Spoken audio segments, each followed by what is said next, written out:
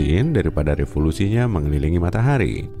Pada tahun 1610, Bapak ilmu pengetahuan modern, Galileo, pertama kali ngebuktiin kalau bumi dan planet lain di tata surya berevolusi mengelilingi matahari. Dengan teleskopnya, dia ngeliatin kalau Venus mengalami fase mirip bulan. Jadi bisa disimpulin kalau Venus berevolusi mengitari matahari. Berarti semua planet di tata surya kita juga berevolusi. Tapi baru 241 tahun kemudian, tepatnya pada tanggal 31 Maret 1851, Leon Foucault ngebuktiin kalau bumi berotasi. Dalam pengamatannya, Foucault memasang pendulum raksasa di langit-langit Pantheon setinggi hampir 61 meter di kota Paris. Kalangan saintis dan jurnalis juga ngelihat lantai di bawah pendulum ikut muter. "Bumi kita muter," seru mereka dalam bahasa Prancis. Rotasi juga punya keanehan lain loh. Meski bumi berotasi dengan kecepatan tetap, permukaannya nggak bergerak sama cepat saat garis lintangnya berlainan. Hal yang sama juga terjadi di semua planet dan bintang. Permukaan bumi bergerak paling ngebut di Khatulistiwa dengan kecepatan 1670 km per jam. Berarti lebih ngebut dari kecepatan suara yang cuma 1225 km per jam. Di dekat kutub pada garis lintang 45 derajat, bumi kita berputar pada kecepatan 1180 km per jam. Tapi kalau kamu berada di kutub utara atau selatan bumi, kamu perlu waktu selama 24 jam cuma untuk muter satu kali. Pasti lama banget tuh nungguinnya. Apalagi suhu di sana super dingin. Kecepatan rotasi diferensial bumi kayak gini ngebentuk sabuk dan pita di atmosfer dan permukaan bumi. Jupiter memang terkenal dengan sabuk dan pita awannya yang terbentuk oleh rotasinya sendiri secepat 45.000 km per jam. Tapi sabuk dan pita di permukaan bumi malah nggak begitu dilirik ya, padahal planet kita juga punya. Di kutub utara dan selatan bumi ada lapisan es putih, lalu di gurun pasir yang kering ada pita dan sabuk selang-seling dengan vegetasi hijau yang lembab. Kondisi geografis ini terlihat paling jelas saat kita mengamati rotasi bumi dari ruang angkasa. Makanya lembaga antariksa memanfaatkan rotasi diferensial bumi dengan meluncurkan roket sedekat mungkin dengan Khatulistiwa. NASA memakai Tanjung Canaveral di ujung selatan Florida, dan lembaga antariksa Eropa (ESA) memakai pusat antariksa Guyana di Guyana, Prancis, Amerika Selatan, yang juga berlokasi di dekat Khatulistiwa. Karena permukaan bumi di dekat Khatulistiwa berotasi lebih cepat, roket di atasnya bisa masuk ke ruang angkasa dengan dorongan khusus. Dorongan ini nggak akan muncul di lokasi peluncuran di dekat kutub. Nah, dengan meluncurkan roket di dekat Khatulistiwa, mereka bisa hemat bahan bakar. Sumbu rotasi raksasa gas Jupiter lebih tegak daripada sumbu matahari. Bintang induk kita ini miring pada sudut 6 derajat, sedangkan Jupiter cuma 3 derajat. Posisi Jupiter hampir tegak, dan kecepatan rotasinya juga tinggi, sehingga rotasi penuhnya cuma berlangsung kurang dari 10 jam. Jupiter bisa diibaratkan seperti giroskop raksasa, dengan keseimbangan giroskopis dan gaya gravitasinya yang sangat kuat, seluruh tata surya kita jadi stabil. Jadi bisa dibilang, Jupiter menghalau berbagai faktor pengganggu yang bikin kacau orbit planet lain di tata surya kita. Tanpa Jupiter yang berotasi mirip giroskop, tata surya kita mungkin nggak akan stabil selama miliaran tahun. Sistem exoplanet nunjukin tanda-tanda chaos dalam orbitnya. Sistem ini juga bisa memanfaatkan Jupiter yang mirip giroskop untuk membuatnya stabil. Bisa kelihatan kan kalau rotasi punya peranan penting? Sedangkan pada matahari, rotasi diferensialnya berpengaruh besar pada aktivitas bintik matahari. Jadi, bintik matahari adalah area gelap yang muncul di permukaan matahari. Bintik ini biasanya muncul di tengah garis lintang utara dan selatan matahari. Dan saat bertambah aktif, bintik ini akan mendekat ke ekuator. Bintik matahari jarang banget kelihatan di bagian atas atau bawah karena pengaruh rotasi diferensial. Gas di ekuator matahari bergerak lebih cepat daripada di kedua ujungnya. Gerak diferensial gas ini membelokkan garis medan magnet di matahari, lalu membuatnya semakin ngebut. Bintik matahari adalah erupsi magnetik yang menembus naik ke permukaan matahari, melepaskan gas listrik sampai jauh ke ruang angkasa, dan memancarkan radiasi ultraviolet kuat yang juga sering mengarah ke planet kita. Waduh! Tapi nggak apa-apa, kita punya rotasi diferensial bumi sebagai pelindung. Rotasi bumi nggak cuma berlainan di bagian permukaan, tapi juga sampai ke inti bumi. Analisis seismik pada gelombang kejut gempa menunjukkan inti logam bumi berotasi sedikit lebih cepat daripada permukaannya. Para saintis memperkirakan rotasi diferensial inti logam bumi di dalam logam cair yang lebih lambat menghasilkan magnetosfer yang bergerak naik dari kutub bumi ke ruang angkasa. Magnetosfer ini melindungi bumi dari gas listrik matahari. Jadi, kita bisa bernafas lega karena ada rotasi. Mantap! Gempa dahsyat berkekuatan 9 skala Richter di pesisir Jepang pada tahun 2011 lalu telah mengubah susunan massa kerak bumi hingga menyebabkan rotasinya lebih cepat. Waktu satu hari kita jadi lebih singkat 1/1,6 juta detik. Tapi kita makin terbiasa ngerasain rotasi bumi yang melambat. Bumi yang berotasi dengan gerakan pasang surut laut akibat gravitasi bulan bisa menguras energi kinetik rotasi. Lalu planet kita mulai melambat dan tiap harinya jadi 1/2000 detik lebih lama. Wah, berarti kita perlu nyocokin jam dulu nih. Tahun kabisat punya tambahan satu hari pada tanggal 29 Februari tiap 4 tahun. Tujuannya untuk menggenapkan kala revolusi bumi yang berlangsung selama 365 seperempat hari. Tapi detik kabisat sering ditambahin ke jam untuk nyocokin rotasi bumi dengan waktu kita. 27 detik kabisat telah ditambahin ke jam kita sejak tahun 1972. Detik kabisat terakhir ditambahin pada 31 Desember 2016 untuk ngepasin jam kita menjadi pukul 6:59,6 malam.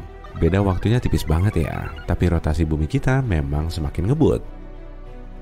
Bumi biasanya berotasi penuh selama 86.400 detik menurut pengukuran jam atom di berbagai lokasi yang dikoordinir oleh layanan khusus di Paris. Tanggal 19 Juli 2020 adalah hari terpendek yang pernah tercatat. Durasinya sekitar 1,46 milidetik lebih singkat dari hari biasa yang umumnya berlangsung selama 86.400 detik. Aduh, kalau hal ini terus terjadi selama 5 tahun ke depan, mungkin waktu kita perlu diberi detik bisa negatif untuk nyocokin jam dengan rotasi bumi yang makin ngebut. Komputer dan satelit akan kelihatan aneh saat nunjukin tanggal 1 Januari jam 0:00. Lalu banyak orang akan bilang kalau waktu nggak bisa berjalan mundur. Bumi kita nggak berputar mundur atau berhenti berputar kok. Ini malah nanti bisa jadi petaka dahsyat. Berapapun kecepatan diferensialnya, semua benda bisa hancur saat berotasi di bumi. Mungkin hal yang sama juga terjadi pada Venus sebagai planet terdekat kita. Rotasinya mundur dan sangat pelan, beda banget dari planet lain. Kenapa bisa gitu ya? Ada beberapa teori yang ngejelasin soal rotasi mundur pada Venus yang berbeda dari planet lain. Cairan di dalam bola yang berputar seperti planet punya banyak kelembaman. Saat kamu ngambil telur dari kulkas dan langsung memutarnya, telur itu juga nggak akan mau muter. Coba aja, cairan di dalam telur tetap ada di posisi semula dan kelembamannya bikin kamu nggak bisa muter telur. Tapi setelah nyobain beberapa kali, kamu akan bisa memutarnya sampai sulit dihentikan. Lalu saat kamu mengambil dan menaruhnya lagi, telur itu akan muter lagi karena kelembaman cairan telur masih bergerak maju dan kamu cuma menghentikan perputaran cangkang. Nah, hal serupa juga terjadi di Venus. Tapi kira-kira rotasi mundur Venus sama kayak pukulan backspin di tenis meja nggak sih? Mungkin ada mirip-miripnya. Kamu tahu kan kalau satu hari di Venus lebih lama dari 1 tahunnya? Untuk berotasi mundur secara perlahan, Venus perlu ngabisin lebih banyak waktu daripada saat berevolusi mengelilingi matahari. Bahkan, gerak Venus melambat drastis selama 6,5 menit dalam 25 tahun terakhir loh. Kalau di dalam Venus masih ada zat cair dan gerakannya terus berlangsung, mungkin planet ini akan mulai berotasi maju lagi. Biar kompakan sama planet lain kan? Tapi rotasi mundur dan maju ini sebetulnya cukup misterius. Mungkin semuanya memang berotasi maju. Coba deh, kepalkan tangan kananmu dan angkat jempolmu untuk menunjuk arah utara. Lalu putar pergelangan tangan ke arahmu. Nah, inilah yang dimaksud dengan gerakan maju. Jemarimu berada di sebelah kiri tangan kanan dan bergerak ke arahmu. Lubang hitam, tata surya, galaksi, atom, bintang, dan semua objek lain terlihat berotasi maju, tergantung pada sudut pandang si pengamat. Eksperimen di Large Hadron Collider menunjukkan partikel subatomik bergerak ke kiri alias maju, seakan-akan kita berada di alam semesta yang kidal. Lalu kenapa pembuka kaleng dan meteran manual untuk orang kidal masih sulit banget dicari ya? Nggak tahu juga sih, itu masih jadi misteri. Pernahkah kamu membayangkan bumi sebagai semacam makhluk atau lebih tepatnya entitas yang cerdas seperti memiliki pikiran dan naluri untuk bertahan hidup? Dan kalau dibayangkan seperti ini, rasanya seperti menonton film fantasi di mana planet tempat kita berpijak dan menjalani kehidupan sehari-hari tiba-tiba bangun menyadari dirinya nggak begitu menyukai manusia dan mengamuk. Semoga saja enggak ya. Tapi bukan skenario seperti itu yang sebenarnya kita bicarakan, lebih kepada gagasan bahwa segala bentuk kehidupan seperti mikroba dan tanaman bisa mengubah sebuah planet dan memberinya kehidupan. Ini seperti planet yang memiliki jiwa hijau. Metafora bumi sebagai planet yang hidup masuk akal. Makhluk di seluruh dunia merayap, berenang, berjalan, dan terbang di lapisan paling atas dari daratan, lautan, dan langit. Tumbuhan menutupi sebagian besar dunia kita, ditambah lagi adanya virus serta bakteri di dalam air, tanah, dan bahkan atmosfer. Sekarang bayangkan semua makhluk hidup di bumi seperti tanaman, hewan, dan mikroba sebagai sebuah tim raksasa yang bekerja bersama-sama. Mereka punya tugas berbeda-beda, tapi semua berperan dalam menjadikan planet ini tempat yang lebih baik untuk hidup. Sebagai contoh, tanaman menghasilkan oksigen yang kita hirup dan hewan membantu penyerbukan bunga. Bersama-sama, mereka membentuk biosfer bagaikan tim kehidupan di bumi. Dari situlah ide kecerdasan planet muncul, seperti halnya individu dan kelompok bisa punya kecerdasan, begitu juga sebuah planet. Para peneliti percaya kita bisa mengukur kecerdasan planet dari kemampuannya untuk bisa terus bertahan. Dan, seperti halnya manusia yang harus bekerja sama untuk bertahan hidup, kecerdasan kolektif sebuah planet diukur dari kemampuan seluruh kehidupan di dalamnya untuk bekerja sama mencapai tujuan yang sama. Planet ini seperti sebuah sistem kompleks yang tahu cara merawat dirinya sendiri. Sama seperti hutan bisa berbagi nutrisi melalui jaringan jamur bawah tanah rahasianya. Ini menjaga semua pohon tetap sehat. Kita bisa kok belajar banyak dari hutan. Kalau kita terjun ke dunia fantasi untuk mencari planet yang cerdas dan berakal, kita pasti akan memilih Mogo dari Green Lantern. Mogo adalah entitas planet yang bisa melakukan hal-hal seperti mengubah cuaca, serta memanipulasi gravitasi, pertumbuhan tanaman, maupun kondisi permukaan lainnya. Atau bagaimana dengan Pandora yang menakjubkan dari Avatar? Masih ingat adegan flora dan fauna yang memukau di sana dengan organ-organ yang menyerupai tentakel? Organ ini memungkinkan makhluk hidup untuk saling berhubungan satu sama lain pada tingkat saraf. Seakan seluruh planet ini merupakan satu otak raksasa dengan pohon-pohon, makhluk-makhluk, dan bagian lainnya sebagai sel-selnya.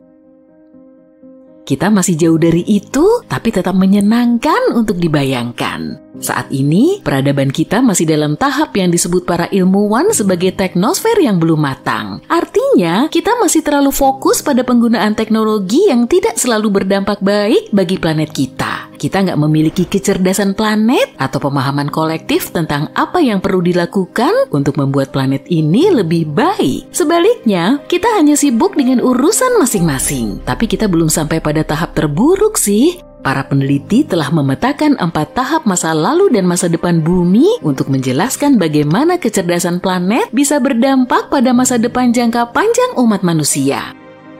Tahap pertama disebut biosfer yang belum matang. Ini masa ketika kehidupan pertama kali dimulai di bumi miliaran tahun yang lalu. Hanya ada mikroba di tanah gundul tanpa vegetasi, tidak ada umpan balik global yang berarti mikroba-mikroba ini belum bisa memberi pengaruh pada bumi, atmosfer, atau sistem lainnya. Tahap kedua adalah biosfer matang, sekitar 2,5 miliar hingga 540 juta tahun yang lalu, saat benua-benua yang stabil terbentuk dan biosfer mulai memiliki pengaruh kuat terhadap bumi.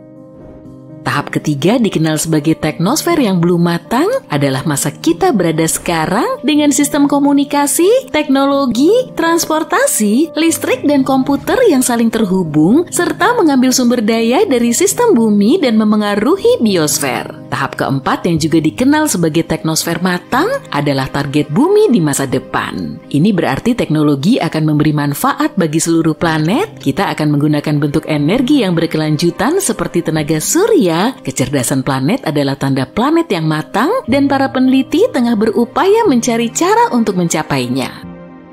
Jadi hal-hal yang kita lakukan pada tingkat individu juga penting loh. Aktivitas kolektif kehidupan seperti mikroba atau tanaman bisa mengubah sebuah planet dan menjadikannya lebih dari sekedar batu tak bernyawa yang mengambang di angkasa. Melalui biosfer, planet tempat tinggal kita menemukan cara untuk menopang kehidupan miliaran tahun yang lalu dan masih terus berlanjut. Sekarang kita perlu mencari cara untuk memiliki sistem pemeliharaan mandiri yang serupa, tapi kali ini dengan teknosfer. Sulit untuk membayangkan planet-planet sebagai entitas seperti Pandora atau dunia imajiner lain di luar sana. Ada beberapa alasan untuk itu. Pertama, planet terbentuk dari kumpulan berbagai materi seperti batuan, gas, dan cairan di sekeliling bintang baru. Ini ibarat acara pertemuan keluarga besar dan semua yang hadir membawa bahan makanan berbeda untuk dijadikan satu masakan lezat. Seperti halnya bahan-bahan tersebut tidak akan tiba-tiba berubah menjadi makhluk hidup, materi-materi yang membentuk sebuah planet juga tidak akan langsung berubah menjadi entitas dengan kesadaran diri. Di bumi, setelah miliaran tahun reaksi kimia yang rumit, beberapa molekul mulai mereplikasi diri dan membawa informasi. Begitulah awal mula kehidupan di planet kita, dan bumi adalah satu-satunya contoh yang kita punya. Alasan keduanya, bayangkan kamu punya kebun luas yang kamu tanami banyak jamur atau bakteri, berharap mereka menjadi cerdas dan membantumu merawat kebun tersebut. Tapi jamur dan bakteri tidak memiliki otak seperti kita. Lagi pula mereka nggak butuh itu. Memiliki otak yang besar juga sangat berat bagi hewan. Butuh banyak energi untuk membuat otak tetap berfungsi. Jadi hewan hanya menjadi sepandai yang mereka butuhkan untuk bertahan hidup dan berkembang di lingkungan mereka. Anjing dan kucing cukup pintar karena mereka harus bisa menghindari bahaya dan mencari makanan, dan mereka tidak butuh kecerdasan seperti manusia untuk hal-hal seperti membangun rumah, membuat karya seni, atau menciptakan teknologi baru. Jadi akan sulit untuk membuat semua makhluk hidup dan tanaman untuk memiliki tingkat kecerdasan yang sama. Alasan ketiga, kenapa sebuah planet akan sulit untuk menjadi suatu entitas adalah aturan utama dari dunia hewan, yaitu sintasan yang paling layak. Setiap makhluk bersaing untuk mendapatkan sumber daya seperti air, makanan, dan ruang. Tidak hanya spesies berbeda yang bersaing satu sama lain, tapi juga individu-individu dari spesies yang sama. Bayangkan kepiting biola yang berebut wilayah di pantai, atau kawanan serigala yang berebut mangsa, atau aku saat melihat tempat kosong di pantai yang ramai. Persaingan semacam ini bukanlah dasar yang baik untuk kerjasama global. Ada beberapa pengecualian untuk aturan ini, misalnya pada semut. Mereka bukan makhluk paling cerdas di bumi, tapi ketika berkumpul dalam koloni, mereka bisa melakukan hal-hal luar biasa, seperti mengumpulkan makanan yang jauh lebih besar dari tubuhnya, membangun sarang, membesarkan anak-anaknya, dan bahkan bercocok tanam. Bahkan mereka beraktivitas seperti superorganisme yang disebut pikiran sarang, di mana setiap semut bekerja sama untuk mencapai tujuan bersama. Serangga seperti lebah dan semut sangat altruis dan bekerja sama untuk memastikan ratu mereka bereproduksi. Jika satu koloni semut yang besar mengambil alih seluruh planet kita, mereka bisa bertindak dalam satu pikiran dan bekerja untuk kepentingan koloni serta planet sampai kehabisan sumber daya. Tapi pada kenyataannya, sulit untuk membayangkan ada organisme, bahkan superorganisme, yang bisa mencapai tingkat kesadaran diri dan pikiran seperti itu. Terakhir, bagaimana cara kita untuk tetap terhubung? Dalam hal komunikasi, semut menggunakan feromon dan